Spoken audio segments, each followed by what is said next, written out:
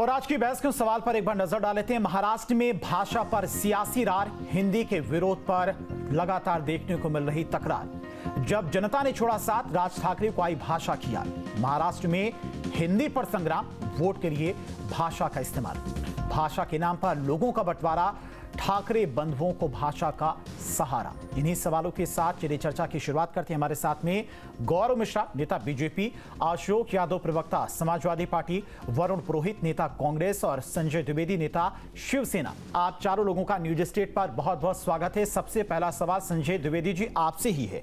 अचानक से उद्धव ठाकरे और राज ठाकरे को मनसे और मराठी भाषा की याद कहां से आ गई?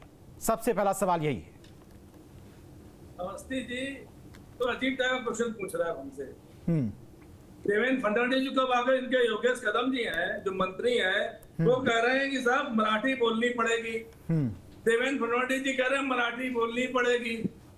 अगर उद्धव ठाकरे अगर राज ठाकरे जी ने कह दिया तो मराठी बोलनी पड़ेगी, नहीं, देवेंद्र फडणवीस ये कह रहे हैं, उनका बयान मैंने भी सुना है। संजय द्विवेदी जी, देवेंद्र फडणवीस ये कह रहे हैं कि ठीक है, मराठी भाषा का सम्मान हर किसी को करना चाहिए, लेकिन किसी भाषा के नाम पर गुंडागर्दी करना, किसी को मारना पीटना, जबरदस्ती उसे मराठी भाषा सीखने के लिए कहना, ये कहां तक जायज है? आप ही बताइए। मुझे आपका ये क्वेश्चन मालूम था, इसीलिए इसका मैं जवाब देने जा रहा था। अब आप ही अगर बोल लीजिए तो आप ही नहीं बोलिए, मैं ना बोलूं फिर मैं यही जवाब देने जा रहा था।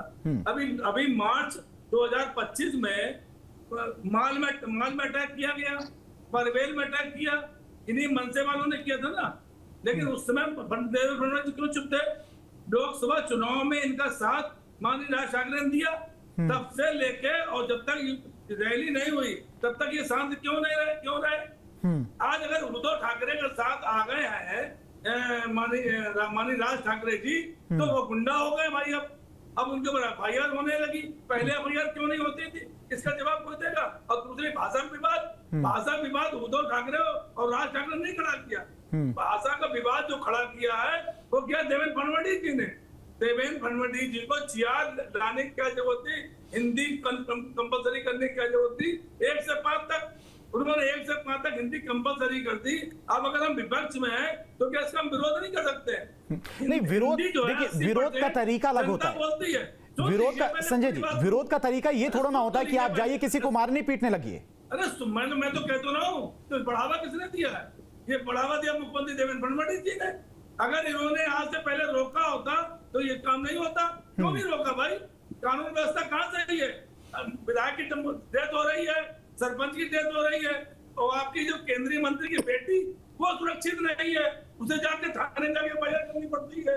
आज जो मुद्दे हैं मेन मुद्दे, लाडली बहना योजना 21 रुपए देना, जी भोजन थाली देना, मुख्यमंत्री तीर्थ यात्रा कराना, तब देवेंद्र फडणवीस जी थोप रहे हिंदी। 1 से 5 तक बच्चे हिंदी पढ़ेंगे। क्या अभी तक 1 से 5 पढ़ के ही लोग वहां हिंदी बोल रहे हैं? पहली बात तो आप समझ। और फिर रद्द क्यों कर दिया? अगर इतनी जरूरी हिंदी बोलना था उनके लिए तो उसको रद्द क्यों कर दिया? देखिए, ये सब बढ़ावा देती भारतीय जनता पार्टी और उनके नेता, उनके मुख्यमंत्री, उनके नहीं तो जो कार्यकर्ता गुंडागर्दी करे थे वो कार्यकर्ता किसके थे फिर? अरे मैं कहता रहा हूँ कि देवेंद्र फडणवीस जी काम था। अभी मार्च में माल में अटैक हुआ, पनवेल में अटैक हुआ, मैं बताता रहा हूँ, और पिछले 3-4 साल तक बराबर चल रहा है। तो क्यों नहीं देवेंद्र फडणवीस जी रोका इनको? नहीं तो आप ये मानते हैं कि जो गुंडागर्दी की जा रही वो गलत है, ये मानते हैं ना? बिल्कुल, मैं क्यों नहीं, मैं इसको सही नहीं कर सकता हूँ, नहीं सही कर सकता हूँ। ठीक है, गौरव मिश्रा जी। नहीं, अगर उनके साथ में अगर राज ठाकरे जब थे तो उन्होंने इस पर क्यों नहीं बात उठाई, और मीडिया ने क्यों नहीं बात उठाई? मैं तो मीडिया को भी गलती दूंगा। आज मीडिया क्यों उठा रही बात को? अरे जब गुंडागर्दी हो रही है, वीडियो आज सामने आ रहे हैं तमाम सारे, जिसमें लोगों से जबरदस्ती मराठी बोलने के लिए बोला जा रहा है, जब मुद्दे सामने आएंगे तभी तो उठाया जाएगा। इससे पहले तो कभी कोई लड़ाई झगड़ा नहीं हुआ था, किसी से भी ये नहीं कहा गया था कि जबरदस्ती आप मराठी बोलिए। इससे पहले तो कभी नहीं बोला गया था। अवस्थी जी, आप सुन तो नहीं रहे मेरी बात।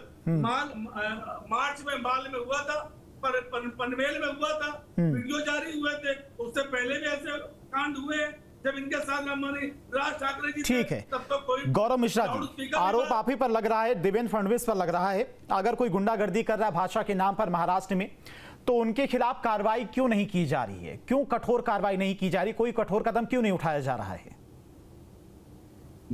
धीरेन्द्र जी देखिए, महाराष्ट्र में ये ठाकरे बंधुओं की राजनीतिक जमीन पूरी तरह से धंस चुकी है, मन से अंडा दे रही है। वहीं उद्धव ठाकरे की शिवसेना 20 के नीचे चली गई। आने वाले समय में म्युनिसिपैलिटीज के चुनाव हैं, उसमें कैसे अपनी महाराष्ट्र अस्मिता की राजनीति को खड़ा किया जाए, जिसके आधार पर जिसका जो खोया रहता है जहां वहीं उसी तरीके से खोजता है। और इनका ट्रैक रिकॉर्ड उठा करके देख लीजिए तो इसी तरह की ये विभाजनकारी राजनीति करते चले आए हैं। मारने पीटने की राजनीति इनके शरीर का बल्कि अंग कहा जाए। आज तो राज ठाकरे जी ने ये स्पष्ट भी कर दिया कि उन्हें गुंडा भी बोला जाए तो उन्हें कोई आपत्ति नहीं है। देखिए, कुछ बातें उनकी जायज हो सकती हैं, लेकिन उसका तरीका ये नहीं है कि आप निरीह निर्दोष सामान्य लोगों को, जिनको मराठी नहीं आती है और आती भी है तो नहीं बोलना चाहते हैं, तो आप उनके ऊपर हाथ उठाएंगे और मारेंगे और कानून को हाथ में लेंगे। ये देश कानून से चलता है, संविधान से चलता है, तो उसके कॉन्सिक्वेंसेस भी आपको भोगने पड़ेंगे, आपको झेलने पड़ेंगे। और दूसरी सबसे महत्वपूर्ण बात, महाराष्ट्र की प्रतिष्ठा तो पूरे देश में है। पूरे देशवासी महाराष्ट्र को लेकर गौरवान्वित महसूस करते हैं। आप उस महाराष्ट्र को क्यों अपमानित कर रहे हैं पूरे देशवासियों के सामने?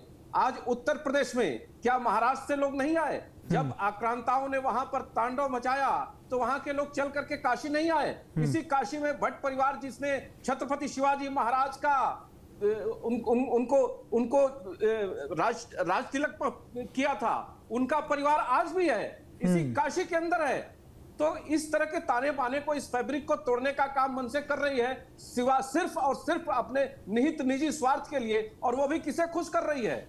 कुछ चंद गुंडों को खुश कर रही है। और वो जो जिहादी मानसिकता के लोग हैं, जो तुष्टीकरण की राजनीति करते हैं, उस गठबंधन, उस गठजोड़ को खड़ा करना चाहती है। यानी कि महाराष्ट्र के अंदर वो तबका जो नहीं, गौरव जी, संजय जी का यही कहना है कि अगर कोई गुंडागर्दी कर रहा है तो आपकी तरफ से कार्रवाई क्यों नहीं की जा रही? किसका इंतजार किया जा रहा है? किस लिए वेट किया जा रहा है? माननीय मुख्यमंत्री जी ने साफ कहा कि उनके ऊपर कड़ी कार्रवाई होगी और इस तरह के कृत्य को कतई बर्दाश्त नहीं किया जाएगा। भाषा के आधार पर इस तरह का मारपीट, उदंडता, ये बर्दाश्त नहीं होगा महाराष्ट्र की धरती पर। और पूरे देशवासियों का महाराष्ट्र में स्वागत है। महाराष्ट्र के कंट्रीब्यूशन में सभी देशवासियों का योगदान है। गिरमिटिया मजदूर के रूप में पूर्वी उत्तर प्रदेश और बिहार से गए हुए लोगों ने दूसरे देशों में अपनी सत्ता बनाई है। ऐसा नहीं वहां के लोग भगा रहे हैं, चाहे फिजी हो, त्रिनिदाद टोबैको है, पापुआ गिनी हो, वेस्ट इंडीज हो, ऐसे तमाम देशों में यहाँ के लोग जाकर के अपनी प्रतिष्ठा, अपने देश की संस्कृति को बढ़ाए हैं, फ्लरिश किए हैं। ठीक है, और महाराष्ट्र तो भारत। ठीक है गौरव जी, आएंगे आपके पास। वरुण पुरोहित जी, वरुण जी, जिस तरह से भाषा को लेकर अचानक से राजनीति शुरू हुई और एक भाषा के नाम पर ही दो भाई जो काफी सालों पहले अलग हो गए थे, राजनीतिक रास्ता दोनों का अलग हो चुका था, लेकिन अचानक से भाषा प्रेम, मराठी मानुष प्रेम जागता है। लोग, कार्यकर्ता मारपीट करते हैं। कई सारे वीडियो भी आपने भी देखे होंगे, क्या कहेंगे इस पर?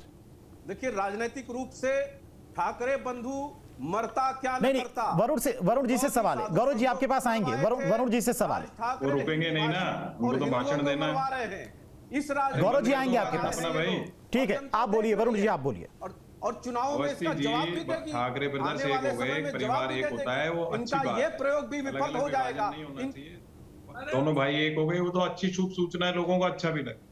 जहां तक बात है भाषा की, भाषा विवाद जो कर रहे हैं रीजनल पार्टीज, आपने देखा होगा तमिलनाडु हो, मैं किसी पार्टी पॉलिटिक्स की बात नहीं कर रहा, तमिलनाडु हो, साउथ की पार्टी, मैं बचपन में गया था एक बार तमिलनाडु घूमने, बहुत साल पहले, जब वो हिंदी भाषा से बड़ा चिढ़ते थे उस जमाने में। तो धीरे धीरे हिंदी का प्रसार, संविधान में भी प्रोविजन है कि हिंदी का डेवलपमेंट करोगे, 351 आर्टिकल, उसके अलावा कई भाषी क्षेत्र में हिंदी में कार्य करना अनिवार्य है। लेकिन आप जो बात भी राज ठाकरे ने बातें करी हैं और वो करी है, वो पॉलिटिक्स के लिए देखे ना, तो भारतीय जनता पार्टी कोई कीर्तन सनातन कुछ करने आई है, इनको भजन कीर्तन के लिए तो आया नहीं है। भी कोई ना कोई यूज किसी के धर्म को, कभी हिंदुवाद को, कभी हिंदुत्व को करके करते हैं। लेकिन जो कानून हाथ में लेने वाली बात है, हमने कावड़ यात्रा के टाइम भी कहा भाई आप चेकिंग नहीं कर सकते, और यहाँ इनको भी कह रहे हैं कि भाई आप मारपीट नहीं कर सकते। तो लेकिन उसका जो रूट कॉज क्या है, वो है एडमिनिस्ट्रेटिव फेलियर, चाहे मुंबई हो चाहे उत्तर प्रदेश हो। जो आपके इनपुट होता है इंटेलिजेंस का, उसको आपको पुलिस के पास सारी खबरें रहती है कि भाई क्या उद्यम हो सकता है, क्या नहीं हो सकता। तो पहले से एडमिनिस्ट्रेशन को सतर्क होना चाहिए। और मैं बीजेपी पे आरोप नहीं लगा रहा, पूरे देश की आज स्थिति ऐसी अराजकता की हो रही है कि जब कांड कुछ हो जाता है उसके बाद हम डिबेट भी करते हैं, पुलिस भी करती है, उनके ट्रांसफर भी हो जाते हैं, तो पहले से क्यों नहीं कार्रवाई की जाती? तो ये चीज बहुत बड़ी देखने वाली बात है। और दूसरी बात क्या है, जो फडणवीस सरकार का हिंदी लागू करने का जो आदेश था, वो दूरदर्शिता का अभाव जिसमें देखा जाता है। राजनीतिक रूप से मुझे नहीं लगता फडणवीस इतने मैच्योर है।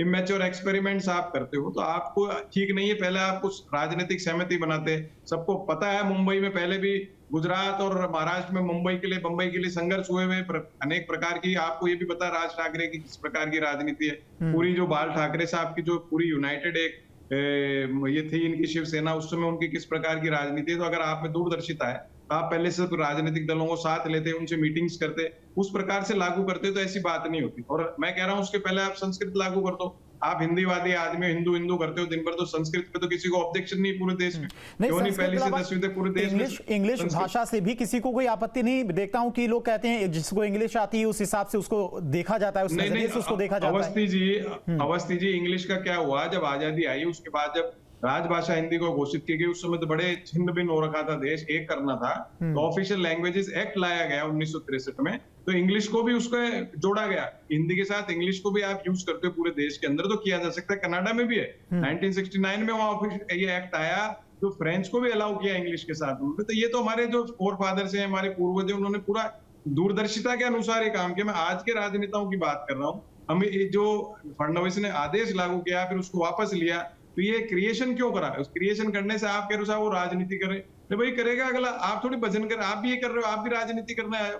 आप कोई सांस्कृतिक आपकी वो थोड़ी ही संगठन, आप राजनीति करके तो सत्ता में आए हो। आप राजनीतिक दल ही सत्ता में आता है चुनाव लड़के।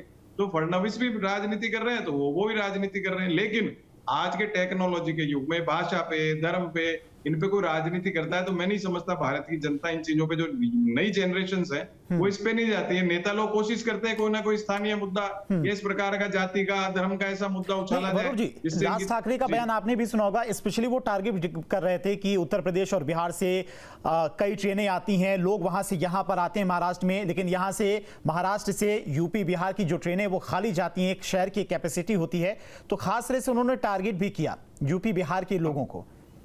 जो आप वो कह रहे हो यूपी बिहार के लोगों को टारगेट इसलिए किया कि वो मराठी मानुष की जो व्यवस्था करते हैं कि भाई हमारे पास वोटों का एक सिस्टम बन जाए, मराठी हमको वोट दे। लेकिन उनको ये समझ नहीं है कि मुंबई की जो आर्थिक राजनीति है, गुजराती हुए, मारवाड़ी हुए, यूपी बिहार के हुए, उनसे चल रहा है मुंबई। आज यूपी बिहार का मारवाड़ी और गुजराती चारों अगर आप वहां से निकाल दोगे तो मुंबई में बचेगा ही क्या? मुंबई तो बना ही नहीं सो ये। और आर्थिक राजनीति राजधानी बन गया, दुनिया भर के सेठ और फैक्ट्रियां, ऑफिस सारे हैं, उससे चल रहा है। तो वो क्यों ऐसा क्रिएशन कर रहे हैं? वो वोटों के लिए कर रहे हैं। तो मैं वही तो कह रहा हूँ, हमारे अपने हिसाब से तो निंदनीय है, गलत है। और पब्लिक भी उसको, मुझे नहीं लगता नई जनरेशन उसको इम्प्रेस होगी उससे।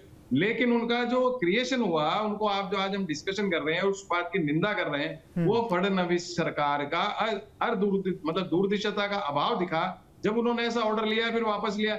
ऐसा ऑर्डर मैं कह रहा हूँ ना, जारी करने से पहले सब राजनीतिक दलों को आप में सूझबूझ होनी चाहिए। सबसे बैठा के बात करो। आप चुनाव लड़के आए हो, मैं ही करूंगा, मैं जो कर दूंगा वो फाइनल। जो मोदी जी कर रहे हैं देश के अंदर, चाहे नोटबंदी कर दो, कुछ भी कर दो, पब्लिक चाहे परेशान हो जाए। अरे भाई आप सबको साथ लेके आम सहमति से काम करो। वही तो हमारा जो इसका जवाब गौरव जी आपसे लेंगे। ठीक है, इसका जवाब गौरव जी आपसे लेंगे। उससे पहले अशोक यादव जी भी हमारे साथ बहुत टाइम से जुड़े हुए हैं, उनके पास नहीं गए। अशोक जी, जिस तरह का इस वक्त महाराष्ट्र में माहौल है भाषा को लेकर, मराठी भाषा को लेकर स्पेशली, बहुत सारे वीडियो आपने भी देखे होंगे जहां पर मनसा के कार्यकर्ता लगातार लोगों के साथ में मारपीट करते नजर आ रहे हैं। वो तस्वीरें भी देखी होंगी जिसमें लोग, अगर मराठी उनको नहीं आती है तो उनके साथ मारपीट की जा रही है, कहा जा रहा है, जबरदस्ती की जा रही कि आप मराठी भाषा सीखिए अगर महाराष्ट्र में आपको रहना है। क्या आपका पॉइंट ऑफ व्यू है? समाजवादी पार्टी का पॉइंट ऑफ व्यू सर क्या है? पहली बात कि इस तरह के भाषा को लेकर के अगर इस तरह की बात गुंडागर्दी की जा रही है तो ये गलत। अब दूसरी बात, ये कर कौन रहा है, ये भी एक सवाल है कि कहीं ये भाजपा के लोग तो नहीं है ऐसे घटनाओं को अंजाम देने के पीछे। ये सरकार का दायित्व है कि ऐसे लोगों को आइडेंटिफाई करके उनके खिलाफ कानूनी कार्रवाई की जाए। क्योंकि इस तरह की घटनाएं जो भी होती हैं, अलगाववाद की, नफरत की, हिंसा की, इसमें अगर गहराई में जाने पे कहीं न कहीं प्रत्यक्ष या अप्रत्यक्ष रूप से भारतीय जनता पार्टी का ही उसका इन्वॉल्वमेंट या उसकी किसी संगठन का राज ठाकरे साफ उनका वीडियो है। राज ठाकरे खुद अपने कार्यकर्ताओं से कह रहे हैं कि अगर कोई मराठी ना बोले कान के नीचे लगाइए और उसका वीडियो मत बनाइए। जो वीडियो सामने आ गए वीडियो मत बनाइए। राज ठाकरे जब बोले तो उनके कार्यकर्ता क्या करेंगे? नहीं देखिए, इस तरह की आज देश के किसी भी प्रदेश में संविधान या हमारा लोकतंत्र ये नहीं करता है कि किसी को भाषा के नाम पर उसके साथ भेदभाव किया जाए, उसके साथ गुंडागर्दी की जाए। इसके अलावा सरकार की लॉ एंड ऑर्डर को भी इस पे ध्यान देना चाहिए कि सरकार की कानून व्यवस्था कैसी है कि भाषा के नाम पर इस तरह से काम किया जा रहा है। और तीसरी बात देखिए, किसी भी देश में अगर उत्तर प्रदेश के या बिहार के या मतलब हमारा देश जो है ना, एक लोग हमारे देश और अमेरिका में के संविधान में बहुत मूलभूत अंतर है। वहां पे गेट टुगेदर है, हमारे यहाँ कम टुगेदर है। तो सॉरी, हमारे यहाँ की कॉन्स्टिट्यूशन जो है, अमेरिका कॉन्स्टिट्यूशन थोड़ा डिफरेंट है। यहाँ पे उस तरह की संघीय व्यवस्था नहीं है जैसा अमेरिका में। तो यहाँ पे अगर इस तरह की व्यवस्था अगर भाषा के नाम पर या जाति के नाम पर, धर्म के नाम पर अलगाववादी व्यवस्था अगर चलाने की कोशिश की जाएगी तो मुझे लगता है एक गलत है। और इस तरह की चीजों को समाजवादी पार्टी क्रिटिसाइज करती है। चाहे कोई भी व्यक्ति, कोई भी संगठन, कोई भी दल इस तरह भाषा के नाम पर अगर उत्तर प्रदेश या बिहार के लोगों के साथ इस तरह का काम हो रहा है तो गलत हो रहा है। और इसको सरकार को कम से कम इस तथ्य की गहराई से जानकारी करनी चाहिए कि कौन लोग ऐसे काम कर रहे हैं। कहीं ऐसा तो नहीं कि शिवसेना या मनसे के आड़ में इस तरह की घटनाओं को कोई और लोग अंजाम दे रहे हों, ताकि उत्तर प्रदेश बिहार के लोगों के मन में हमारे जो इंडिया गठबंधन के घटक दल हैं वहां पर उनके प्रति नफरत फैलाई जाए। ये सारी चीजों को सरकार को बारीकी से इसकी जांच करके उसके खिलाफ कार्रवाई करनी चाहिए और जनता के बीच में इस चीज का स्पष्ट, कम से कम स्पष्टीकरण देना चाहिए कि इस तरह घटनाओं को अंजाम दे कौन रहा। जी संजय द्विवेदी, जहां तक अभी तक की बात रही, देवेंद्र फडणवीस की तरफ से भी कार्रवाई की जा रही है ऐसे लोगों पर जो गुंडागर्दी कर रहे हैं। और लेकिन अचानक से जो मराठा प्रेम, मराठी भाषा का प्रेम जगा है, दोनों भाई मंच पर एक साथ आए, वहां पर भी मराठी भाषा को लेकर लगातार राज ठाकरे की तरफ से अपने कार्यकर्ताओं को संबोधित भी किया गया और एक तरह से कहें तो उनसे कहा भी गया कि जो लोग महाराष्ट्र में, मुंबई में मराठी भाषा नहीं बोल रहे उनको सिखाइए, आप कान के नीचे लगाइए अगर वो मराठी भाषा नहीं बोलते हैं। ये कहां तक जायज है? अभी तक सब कुछ शांति से चल रहा था महाराष्ट्र में। महाराष्ट्र अपने देश का ही हिस्सा है, कोई दूसरे देश का हिस्सा तो है नहीं। अब आर्थिक राजधानी है तो पूरे देश भर के लोग महाराष्ट्र में जाते हैं जॉब के लिए, कई और कामों के लिए, पूरे देश भर के लोग हैं वहां पर। तो उन लोगों पर मराठी भाषा को थोपना कहां तक जायज है? आप अपनी मर्जी से कोई अगर मराठी भाषा सीखे, उसे उस मराठी भाषा से प्रेम हो जाए, पसंद आए, अपनी भाषा, उस भाषा को वो सीखे अपने मन से, वो तो ठीक है, लेकिन जबरदस्ती थोपना कहां तक जायज है? देखिए अवस्थी जी, आप अपने सवाल में खुद ही जवाब दे रहे हैं। आप ही अपना सवाल कर रहे हैं, आप ही जवाब दे रहे हैं। बताइए। अभिजात भाषा का दर्जा दिया है, देवेंद्र फडणवीस जी कहते हैं। इनके मंत्री कहते हैं आपको बोलनी पड़ेगी मराठी, आपको बोलनी पड़ेगी। इससे पहले जो घटनाएं हुई उनमें कितनी एफआईआर है मुझे बता दीजिए आप। वो मनसे ने की हो, शिवसेना ने की हो, बीजेपी कार्यकर्ताओं ने की हो। एक ने गद्दार कह दिया था, एक नाथ शिंदे जो पूर्व मुख्यमंत्री हैं उनका पूरा वो तोड़ दिया गया कि उन पे कार्रवाई हुई। उन पे क्यों कार्रवाई नहीं हुई, मैं तो ये पूछना चाहता हूँ आपसे। या जो इससे पहले घटनाएं मार्च में हुई, मार्च से पहले घटनाएं हो रही है, क्यों कार्रवाई नहीं हुई? क्यों राज ठाकरे भाजपा जब एक थी, आज उन्होंने मस्जिदों पे लाउडस्पीकर उतारने की बात हो रही थी जब उद्धव ठाकरे की सरकार थी। कौन ही बात काम करा रहा था, किससे कहने में काम हो रहा था? आज अगर उद्धव ठाकरे और राज ठाकरे एक साथ मिल गए हैं और भाषा की बात कर रहे हैं तो भाषा की बात तो देवेंद्र फडणवीस जी करते हैं, पूरे महाराष्ट्र के मंत्री करते हैं। तो देवेंद्र फडणवीस ये थोड़ा ना कह रहे हैं कि जाके कान के नीचे लगाइए। देवेंद्र फडणवीस ये थोड़ा ना कह रहे हैं नीचे लगाइए, कान के नीचे लगाइए। वो कार्रवाई करने के लिए अधिकृत है, क्यों नहीं कार्रवाई कर रहे हैं भाई? क्या उनको प्रेम है? क्या प्रेम उनको है? वो जानते हैं अगर हम कार्रवाई करें तो हमारे ऊपर उल्टा पड़ेगा। जैसे उन्होंने हिंदी लगाई, हिंदी 1 से 5 तक अनिवार्य की, इसका रद्द कर दिया। ठीक है गौरव मिश्रा जी, आज तक कोई बीजेपी वाला जवाब नहीं दे पा रहे। गौरव मिश्रा जी जवाब। देखिए ये सारे लोग आपस में चट्टे बट्टे हैं। जब दोनों भाई मंच से बोल रहे थे तो राज ठाकरे खुले रूप में कहे कि कान के नीचे लगाओ और वीडियो मत बनाओ। वो खुद आकर के बोले कि मुझे मारा गया है। तो सामने मंच के जो है कांग्रेस के नेता भी बैठे थे और समाजवादी पार्टी के नेता भी बैठे थे, जिसके प्रवक्ता यहाँ कह रहे हैं कि ये पता लगाना चाहिए कि कहीं बीजेपी के लोग तो नहीं करवा रहे। तो जो स्वयं स्वीकार कर रहा है, जो घटना की जिम्मेदारी स्वयं ले रहा है और उसके नेता के सामने आप बैठे हैं, भी आपको प्रमाण की जरूरत है। अरे इस तरह की विभाजनकारी राजनीति तो समाजवादी पार्टी खुद उत्तर प्रदेश में करती है। जो ब्राह्मण को लड़ाती है यादव से, क्षत्रिय को लड़ाती है दलित से, हिंदू को लड़ाती है मुसलमान से।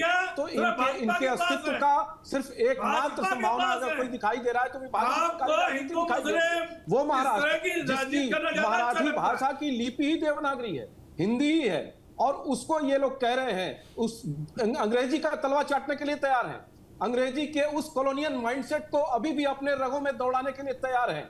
जिस कॉलोनियल माइंडसेट से, उसी महाराष्ट्र की भूमि से वीर सावरकर पैदा हुए, तात्या टोपे पैदा हुए, तमाम 5 हमारे ज्योतिर्लिंग उस महाराष्ट्र की भूमि पे है जहां पूरे देश से लोग जाते हैं। आखिर आज उन लोगों को कलंकित करने का, शर्मसार करने का काम ये मनसे के लोग, उद्धव ठाकरे के लोग और कांग्रेस के लोग कर रहे हैं या नहीं कर रहे हैं? इंडी गठबंधन के लोग कर रहे हैं या नहीं कर रहे हैं? और आप एक बात बताइए। ठीक है, वरुण पुरोहित जी कुछ कहना चाह रहे हैं। और बिहार को ठीक है वरुण जी, उद्योगपतियों को फायदा पहुंचाने, उसके बाद अशोक जी आपके पास आएंगे। वरुण जी ठीक है, गौरव जी समय कम है, गौरव जी समय कम है, दूसरों को भी बोलने का मौका दीजिए, समय कम है। वरुण जी।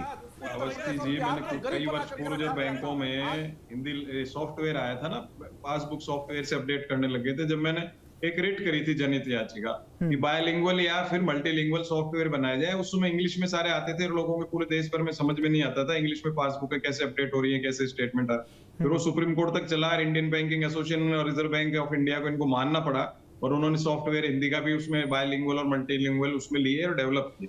अभी जो बात हो रही है बार बार, अभी बीजेपी के नेता कह रहे हैं इंग्लिश कल्चर। भाई आपके सारे नेता कॉन्वेंट में मिशनरीज में पढ़ाते हैं अपने बच्चों को। आदि आपकी केंद्र सरकार कॉन्वेंट की पढ़ी हुई है। आप कह रहे हो साहब हम नहीं पढ़ना चाहते, इंग्लिश को प्रमोट कर रहे हैं दूसरे लोग। आप तो खुद प्रमोट कर रहे हो, मिशनरीज के साथ तो खुद स्कूल में जा रहे हो, कर रहे हो। तो सबसे पहले तो आप अपने जो विधायक हैं, आपके सांसद हैं, उनको मना करो कि अपने बेटे पोते बच्चों को मिशनरी स्कूल्स में नहीं पढ़ाएं। इनके तो खुद के अध्यक्ष हैं जेपी नड्डा जी, वो सेंट जेवियर पटना के पढ़े हुए हैं और टीवी चैनल्स पे बड़े गर्व तो होना ही चाहिए जिस स्कूल में पढ़े, और बता रहे थे टीवी चैनल पे कि मैं यहाँ पढ़ता था, पटना सेंट जेवियर में ये था होता। तो ये चीजें नहीं करनी चाहिए। मैंने शुरुआत में कहा बीजेपी कांग्रेस की बात नहीं, पूरे देश के अंदर जो अराजकता है, मैं कह रहा हूँ राष्ट्रपति को या सुप्रीम कोर्ट को या चुनाव आयोग उसको संज्ञान में लेना चाहिए कि जो भी देश के विघटन का स्टेटमेंट देता है, आप उसको क्यों नहीं संज्ञान में लेते हो? उसको चुनाव लड़ने से प्रतिबंध लगा दीजिए, उस पार्टी पे प्रतिबंध लगा दीजिए। ये थोड़ी सी जो है ना विल पावर दिखाने की आवश्यकता है, पॉलिटिकल विल पावर और administrative will power. Administrative failure तो मैं बता ही रहा हूँ, प्रशासनिक विफलता है कि आपको पहले से इनपुट होता है, पुलिस थाने तक में इनपुट होता है, छोटी सी भी कोई घटना होती है पहले से। तो आप जब इसको लागू करने जा रहे हो, आपने सर्कुलर और गवर्नमेंट ऑर्डर निकाल दिया, आपको पता है इसका रिएक्शन हो सकता है, आप क्यों नहीं उस पर आपने पहले इनपुट लिया, सबसे नेताओं से बात की, फिर लागू करते, बड़ा ढंग से हो जाता। और अगर मान लीजिए वो सब नेता राजी नहीं होते तो आप लागू नहीं करते। जब भी तो मैंने कहा इमैच्योर्ड एक्सपेरिमेंट्स जो करे जाते हैं राजनीति में, वो देश की एकता अखंडता को, जो हमारा जो एक नारा है अनेकता में एकता, अशोक यादव जी, क्या आपको लगता है कि मुद्दा जानबूझ के इस वक्त उठाया गया महाराष्ट्र में मराठी भाषा को लेकर? देखिए धीरेन्द्र जी, चूंकि मैं उत्तर प्रदेश का रहने वाला हूं और उत्तर प्रदेश में जो गतिविधि भारतीय जनता पार्टी की है, उस गतिविधि को ध्यान में रखते हुए मैंने महाराष्ट्र के संदर्भ में बात बोली है कि जांच का विषय है। क्योंकि आप देखिए जो अभी इटावा में जो कथावाचकों का लेकर के एक विवाद खड़ा हुआ और उसी विवाद की आड़ में भारतीय जनता पार्टी ने अपने एक शतरंज के मोहरे, जिसको गगन यादव के नाम से जानते हो लोग, वो भारतीय जनता पार्टी का बहुत क्लोज आदमी है, जिसका फोटो वीडियो कई वायरल हुए, उनको भेजती है गगन यादव को यहाँ पे बवाल कराने के लिए। और बवाल कराने के पीछे भाजपा की मंशा क्या थे? यादव वर्सेस ब्राह्मण में लड़ाई लगवा दो। तो इसलिए हम लोग भुक्तभोगी हैं। आए दिन उत्तर प्रदेश में काऊ विजिलेंस ग्रुप, जो कि अपने आप से गोरक्षक दल के, ठीक अशोक यादव जी, गौरव जी 10 सेकंड में जवाब, समय कम है। गौरव जी 10 सेकंड में जवाब। जी जी, गौरव जी आवाज आ रही है? आवाज प्रॉपर आनी रही। 10 सेकंड में जवाब दीजिए। अशोक जी आपके ऊपर ही आरोप लगा रहे, बीजेपी का कहीं ना कहीं इसमें हाथ है। देखिए अशोक जी बहुत हास्यास्पद बात कर रहे हैं। मुझे लगता है जनता भी सुनेगी तो हंसेगी, और इस तरह के बहस को देख करके सिवाय धिक्कार के और कुछ मिलता नहीं है। सच्चाई जनता के आंख के सामने है, किस तरह से समाजवादी पार्टी उत्तर प्रदेश में विभाजनकारी राजनीति कर रही है, और जातिवादी राजनीति कौन करता है ये कहने की आवश्यकता नहीं है। भारतीय जनता पार्टी का अपना एक स्ट्रक्चर है और राष्ट्र निर्माण के लिए भारतीय जनता पार्टी देने के लिए आप सभी का बहुत बहुत शुक्रिया। तो महाराष्ट्र में जिस तरह की मराठी भाषा को लेकर सियासत चल रही है, उसको लेकर लगातार बयानबाजी भी देखने को मिल रही। एक तरफ उद्धव और राज ठाकरे की तरफ से अपने कार्यकर्ताओं से कहा जा रहा है कि जो मराठी भाषा ना बोले उससे मराठी भाषा अपने तरीके से सिखाइए, वहीं बीजेपी इसको लेकर लगातार हमलावर है। दो टूक में इतना ही, रुकने छोटे से ब्रेक के लिए। जहां भक्ति है हर शब्द में, कथाओं में छिपे हैं दिव्य रहस्य, और ज्योतिष देता है जीवन को दिशा। धर्म से जुड़ी हर बातों को जानने के लिए हमारे चैनल स्तुति को सब्सक्राइब करें। चैनल पर जाने के लिए इस लिंक पर क्लिक करें।